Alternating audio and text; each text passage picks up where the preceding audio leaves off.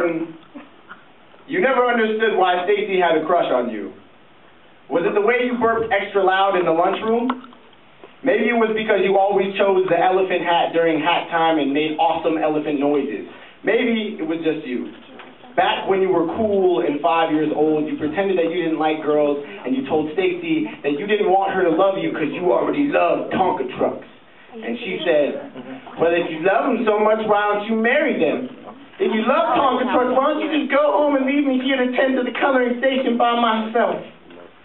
Back then, you thought that was just the stupidest thing you had ever heard because she was just a stupid head anyways, and you knew it was legal to get married to a Tonka truck, which was a stupid law, or so you thought. But now, all grown up, you realize that people marry things all the time: houses, cars, carrots on wedding rings. Don't you miss playing tag? You used to chase Stacy and she would yell, hot shot, Booger's not, think you're hot, but you're not, and you would tag her. And she would run, and then she would tag you. The chase sucks now.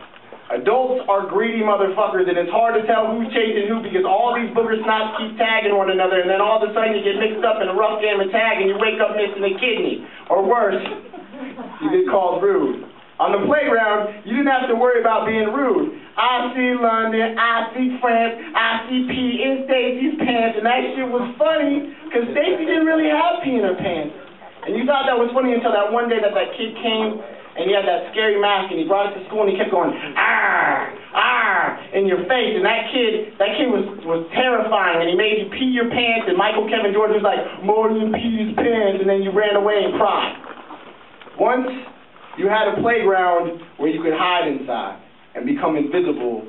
Now it's tough not to feel invisible walking through this crowded adult world trying to find someone to love. Someone like Stacy, and you remember how she found you that day, with piss-soaked Levi's crying beneath the slide. She didn't laugh at you, but just smiled and said, "It's okay.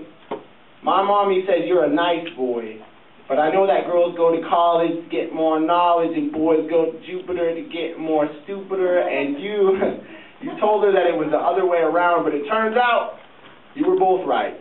You both went to college and became stupid, knowledgeable people. And here you are in this crazy world trying to know yourself well enough to be able to love as purely as a 5-year-old, so that you can find some girl like Stacy that likes you for you, and together you will be stupid fools that run and tease and laugh and play, and you may never understand exactly why she loves you. But together you will create love the size of Jupiter. And she will be there on that fateful day of old age, when for the first time in years, once again,